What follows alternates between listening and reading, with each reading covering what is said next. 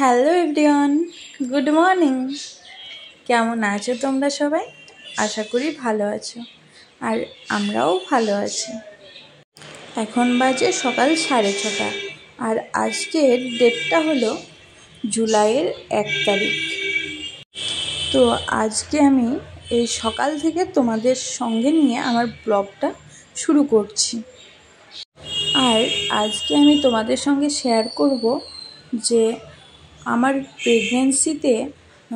Pregnancy test করার আগে আমি কিভাবে বুঝেছিলাম যে আমরা 2 থেকে 3 হতে চলেছি, আর আমি যে মা হতে চলেছি সেটা জানার পরে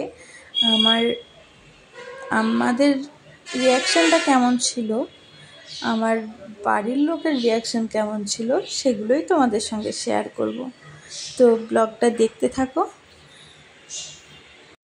এখন সকালবেলা আমি উঠেছি, তোমরা দেখলেই। তারপরে এখন এসেছি ছাদে। প্রথমে নিচে গেছিলাম, ব্রাশ ট্রাশ করে তারপরে আবার উপরে আসলাম। কিছু কাচার ছিল যেগুলো কাচতে হবে, তো সেগুলো নিয়ে আমি ছাদে ভিজিয়ে রাখলাম, পরে সময় মতো কেচে নেব, কারণ এখন কাচার সময় হবে না। তারপরে আমি বাসি নাইটি পাল্টে তারপরে রান্নাঘরে এসে বাবুর জন্য খাবারটা করেছিলাম, তারপরে ওকে খাইয়ে নিলাম। তো দেখলে ও খাচ্ছিল। তারপরে আমি সকালের আজকে ঘুগনি আর মুড়ি খেয়েছিলাম, একটুখানি ভালো লাগছিল না। আর এই বাবুকে 11টার দিকে ওকে একটা লেবু দিয়েছিলাম, তো ও লেবুর খোসাটা এভাবে খাবে। ও লেবুর রসটা যে আমি ওকে খাওয়াবো, তার থেকে ও লেবুর খোসাটা এভাবে খেতে ভালোবাসে।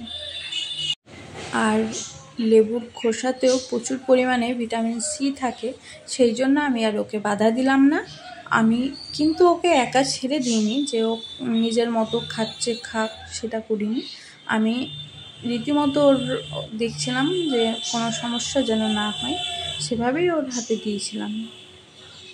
তোমরা তো জানো বাড়িতে ছোট বাচ্চা থাকলে কত কাজ থাকে, তার উপরে এই বর্ষাকালে এত বৃষ্টির জন্য কখনো মনে হচ্ছে খুব মেঘ করেছে, আকাশ পুরো কালো হয়ে গেছে, এক্ষুনি বৃষ্টি নামবে। জামা কাপড় সব ছাদ থেকে নামিয়ে এনে বারান্দায় মেলার পরে হুট করে আবার দেখি এরম রোদ পড়েছে। আর আজকে বৃষ্টি পড়ছিল, এই জন্যই তুলে এনেছি, কিন্তু বৃষ্টি হলো না। তো এখন এমনই হচ্ছে, মাঝে মধ্যে মনে হচ্ছে যে এখনই বৃষ্টি আসবে, সব নিয়ে আসছি, তখন আবার রোদ্দুর হচ্ছে। তো এভাবে বারবার ছাদে জামা কাপড় মেলে আসা আবার তুলে আনা প্রচণ্ডই সমস্যা হচ্ছে। ওই জন্য এবার রোদ করেছে, তো আমি আর নিয়ে যাইনি ছাদে, যে সব মোটামুটি শুকিয়ে গেছে, তো এখানেই থাক, শুকিয়ে যাবে। তার জন্য ও বাবা, কিছুক্ষণ পরে দেখি আমি নিয়ে যাইনি, ভালোই করেছি, কারণ তুমুল বৃষ্টি হয়েছে। তারপর দেখো বাবুকে দুপুরে খাইয়ে এভাবে ওকে ঘুম পাড়াচ্ছিলাম। ও আবার বলে না যে আমরা মনে করি যে বাচ্চারা 6 মাস পর্যন্ত হয়তো বেশি জ্বালায়, 6 মাস হয়ে গেলে একটু আমরা রিলিফ পাবো, ওরা সলিড খাওয়া শিখবে, এসবগুলো আমাদের মায়েদের ধারণা থাকে, কিন্তু ধারণাটা সম্পূর্ণই ভুল। কারণ ও বাচ্চারা যত বড় হবে ওদের দুষ্টুমি তত বাড়বে। দেখো বাবু আগে ফিডিং করতে করতেই ঘুমিয়ে যেত, কোনো জ্বালা ছিল না, কিন্তু এখন ওকে ফিডিং করালেও ঘুমোয় না। ও এখন হয় ওকে এভাবে নিয়ে ঘুরতে হবে, আর না হলে ওকে বাইরে নিয়ে গিয়ে ঘোরাতে হবে, তারপরে ঘুমোবে। তোমরা তো দেখলে সেই সকালবেলা উঠেছি, সকাল থেকে 6:30 বাজছিল তখন উঠেছি। তো সকাল থেকে আমার কাজ চলছে। এক্ষুনি আমি ঘরে এসে একটু বসলাম, তো ভাবলাম যে বাবু ঘুমোলো আর কি, ওকে খাইয়েছিলাম, খাওয়ানোর পরেও কান্না করছিল ঘুমানোর জন্য, তাই ওকে ঘুম পাড়ালাম। পাড়ানোর পরে এখন আমি ভাবলাম যে একটু তোমাদের সঙ্গে কিছু কথা শেয়ার করি। আর এই সময় আমি দুপুরবেলা ঘুমাই, কিন্তু কোনো দিন ঘুমাই, কোনো দিন ঘুমাই না। তো আজকে ভাবলাম তোমাদের সঙ্গে একটা ভিডিও শেয়ার করি, আমি কিছু কথা তোমাদের সঙ্গে শেয়ার করি। তো আজকে আমি তোমাদের সঙ্গে এটাই শেয়ার করব যে আমি যে প্রেগনেন্ট, আমি মা হতে চলেছি, সেটা আমি কীভাবে বুঝেছিলাম, মানে টেস্ট করার আগে কি কি লক্ষণ দেখে আমি সেটা বুঝেছিলাম, সেটাই তোমাদের সঙ্গে আজকে আমি শেয়ার করব। জানুয়ারি মাসে 2024 জানুয়ারি মাসে তখন আমি কনসিভ করি। তো তখন আমি কিছু কিছু লক্ষণ দেখে বুঝেছিলাম যে হ্যাঁ, আমরা এবারে 2জন থেকে 3জন হতে চলেছি। তো সেগুলোই তোমাদের সঙ্গে শেয়ার করব। প্রথমত আমার প্রচণ্ড শরীর খারাপ করতো তখন, মানে আমরা থাকি উপরে দোতলায়, তো আমার খুব সিঁড়িতে ওঠানামা হয়, এদিকে ছাদেও খুব যাওয়া আসা করি, এদিকে নিচেও। তো আগাগোড়াই সিঁড়িতে খুব ওঠানামা করি। সেই তো ওই কিছুদিন ধরে লক্ষ্য করছিলাম প্রচণ্ড গা হাত পা খুব ব্যথা করতো, পিঠে মাজা, পায়ে, হাঁটুতে খুব ব্যথা করতো, আর একটুতে হাঁপিয়ে যেতাম, কোনো কাজ করতে পারতাম না। তো তারপরে মাথা ঘোরাতো খুব।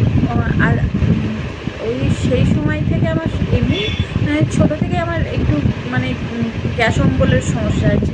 একটু গ্যাস হলে সেটা ফ্যান ভাত খেলেও হয়ে যায়, অন্য কিছু খেলেও হয়, মুড়ি খেলেও হয়, রুটি খেলেও হয়, কেন জানি না প্রচণ্ড মাথা ব্যথা করে। তো সেই সময় থেকে আমার আরও বেশি গ্যাস অম্বলটা বেড়ে গেছিলো। সবসময় গলা জ্বালা করতো, আর তোমার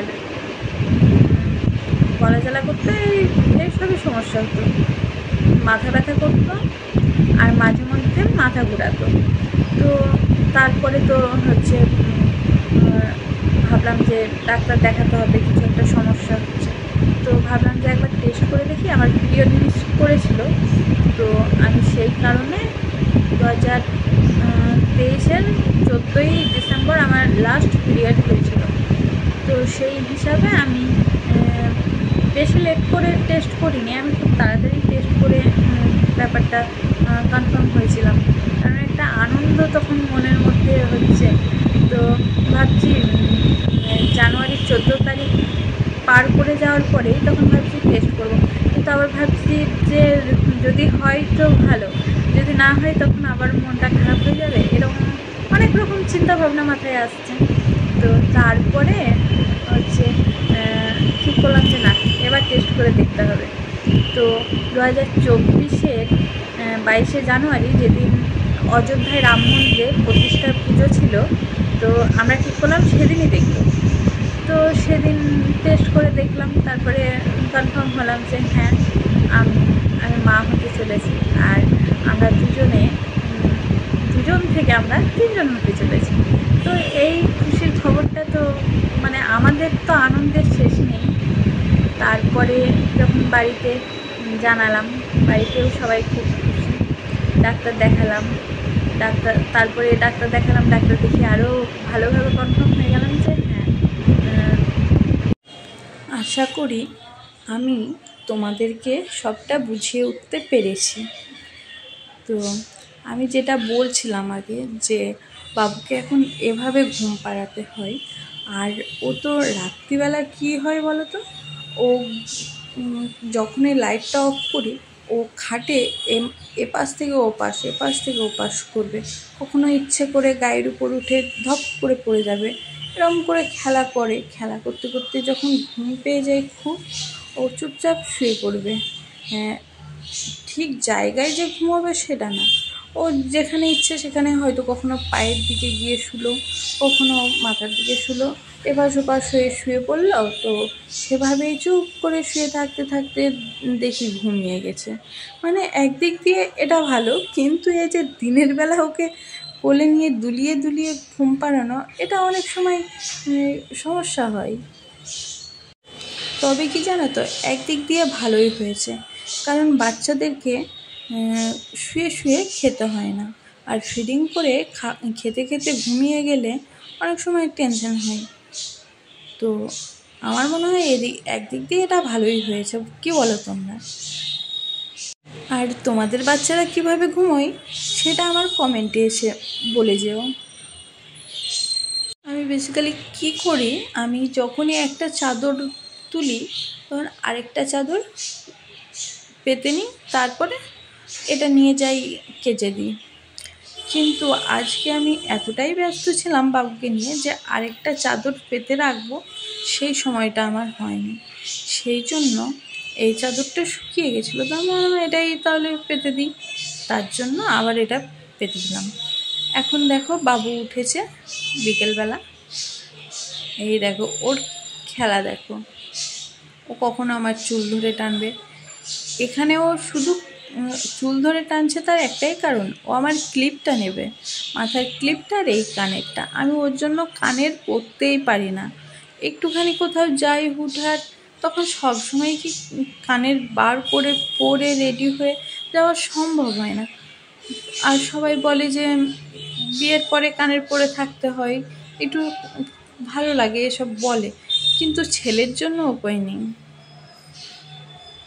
তারপর ওকে বিকেলবেলা খাইয়েছিলাম সেরেলাক, সেটা আর ভিডিও করে উঠতে পারিনি, সব সময় সম্ভব হয় না গো। এই বাচ্চা নিয়ে যাদের বাড়িতে বাচ্চা আছে তারাই বোঝে, অবশ্যই বুঝবে তোমরা আমার কথাটা। তো এখন বিকেলবেলা ওকে খাইয়েছিলাম, খাইয়ে নিচে নিয়ে এসে দিয়েছিলাম ওর বাবার কাছে। ওর বাবা নিয়ে আমার শাশুড়ি মায়ের ঘরে ছিল। তো আমি এখানে রান্না করছিলাম পটলের দোরমা করবো আজকে। পটলগুলো কেটে নিয়েছিলাম, ভেতর থেকে শাঁসগুলো বার করে নিয়ে এখন তেলে ভাজছিলাম। ভাজার পরে শাঁসগুলো মিক্সিতে ঘুরিয়ে নিয়েছিলাম। তো এখন পটলগুলো ভাজা হয়ে গেছে, ওই জন্য তুলে নিচ্ছি। তারপরে তো তোমার মশলাটা রেডি করে রেখেছি, এদিকে পটল ভাজা হতে হতে। আমার না দুপুরবেলা রান্না করার সময় হয় না, কারণ দুপুরবেলা বাবুকে খাওয়ানো থাকে, স্নান করানো থাকে, আমারও নিজের কাচা ধোয়া স্নান করানো এসবগুলো থাকে। তো দুপুরবেলা আমার খুব অসুবিধা হয়, সেই জন্য আমি একটু সন্ধেবেলাটা রান্না করতে পছন্দ করি। সকালবেলাটা হয়তো টুকটাক করলাম, যেমন আমরা সকালে রুটি খাই, রুটির তরকারি করলাম। আর এখন এই সন্ধেবেলা হয়তো মানে এটা সেটা রান্না করি, বেশ তখন আমি সবাইকে পাই বাবুকে দেওয়ার মতো। কিন্তু দুপুরবেলা আমি মানে আমি যদি ওকে স্নান করিয়ে খাইয়ে ওকে হচ্ছে কারো কাছে দেবো, সেই কাউকে পায় না যে আমি দুপুরবেলা ওকে দেবো। সেই জন্য আমার দুপুরবেলাটা খুব অসুবিধা হয়। আর বাবুকে তো ও ঘুমোলে যে আমি ঘরে রেখে যাব, উপরে যেহেতু ঘরের নিচে রান্নাঘর, তো আমি যে ওকে রেখে যাব কোনো উপায় নেই, ওকে রেখে যাওয়াই যাবে না। মাঝে একদিন কি হয়েছিল, এই 1 সপ্তাহ হবে বাবু ঘুমোচ্ছিল, এই কারণে আমি গেছিলাম মাছ ধুয়ে রাখতে। মাছটা বাজার থেকে এনে রেখেছিল বাবা, তো আমি ভাবলাম বাবু ঘুমোচ্ছে, এই সময় গিয়ে আমি মাছটা ধুয়ে রাখি। তারপরে এবার হচ্ছে নিচে গিয়ে মোটর চালিয়েছি, মোটরের ট্যাঙ্কিতে জল শেষ হয়ে গেছিলো, তো মোটর চালিয়েছি। মোটরের যে একটা আওয়াজ থাকে, সেই আওয়াজের পরেও আমি শুনতে পাচ্ছি বাবু কাঁদছে, ও এত জোরে চিৎকার করে কাঁদছে। তারপরে ঘরে আসছে, ঘরে এসে দেখি ও ওখানে বিছানা থেকে মেঝেতে বিছানা করে রেখেছিলাম, যে আমি জানি ওকে রেখে খাটের উপরে রেখে গেলে যখন তখন কোনো অঘটন ঘটিয়ে ফেলবে আমার ছেলে, সেই জন্য আমি ওখানে মেঝেতে বিছানা করে ওকে শুয়ে রেখেছিলাম। ও সেখান থেকে নেমে এসেছে, বিছানা থেকে আসার পরে খাটের পাশে যে আমি জলের বোতল রেখেছিলাম, ওর তেলের বোতল ছিল, সেগুলো নিয়ে খেলা করেছে, সেগুলো ফেলেছে। ফেলার পরে সেখান থেকে এসে দরজার কাছে এসে ও টিস্যুর প্যাকেটটাকে ওখান থেকে নিয়ে এসছে, পাশে রাখা ছিল। আমি ওগুলো হাতের কাছে রাখি, যে যখন তখন ওকে একা নিয়ে আমি আমার অসুবিধা হয় কোথাও তুলে রাখলে, ওই জন্য হাতের কাছে একপাশে গুছিয়ে রাখি জিনিসগুলো। তো সেগুলো লণ্ডভণ্ড করে খেলা করেছে।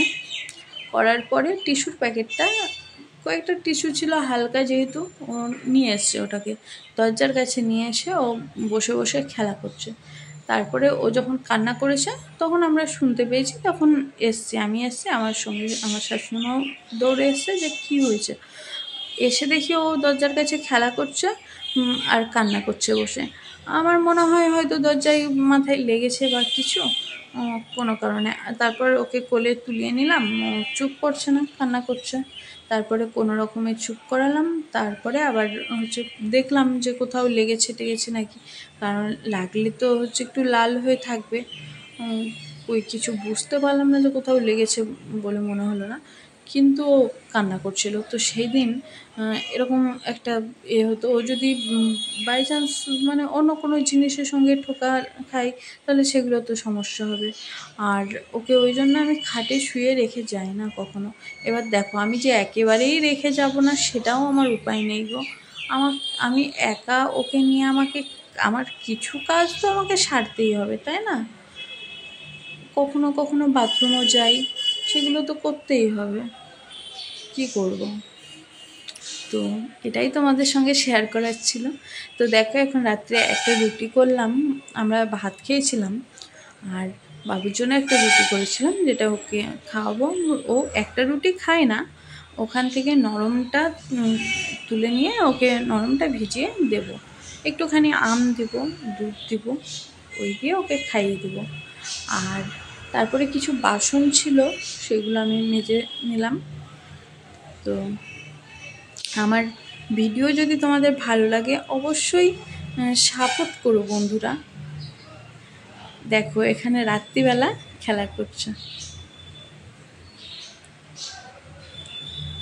ওর কোনো কাজ নেই, এই দুষ্টুমি করবে।